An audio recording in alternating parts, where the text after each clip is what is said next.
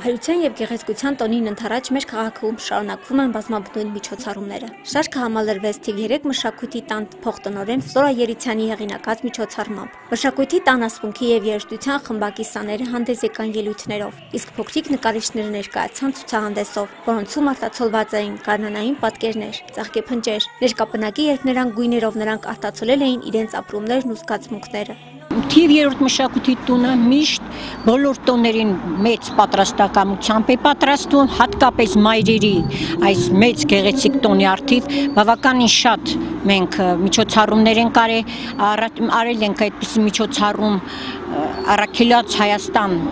մենք ենք գնացել այնտեղ պարային խմբերով, ասմունքողներով, երգերով, գնացել ենք 6-րդ գրադարանը այդտեղ ասմունքի միջոցառում նորից մայրական թեմայով, այսօր էլ գեղեցկության մայրության տոնի առթիվ ցուցահանդեսի բացում, նորից երեխաների ակտիվ մասնակցություն։ Գեղարվեստական մասի ղեկավար Րիմա Մկրտչյանի սաները ամբողջացրին տոնական օրը։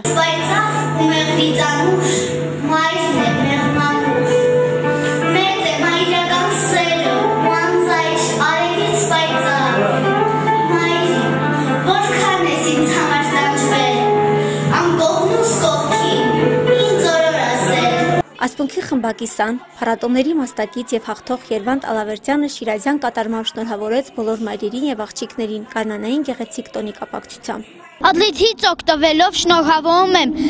մեր աննման մայրերի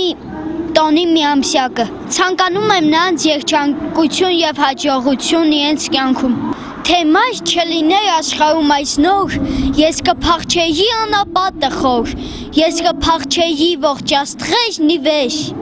թե մորս սերը մագնիշ չլիներ։ Քրիստինե Մելիքսեթյան, Նորայր Այունց, Լոռի հեռուստաընկերություն։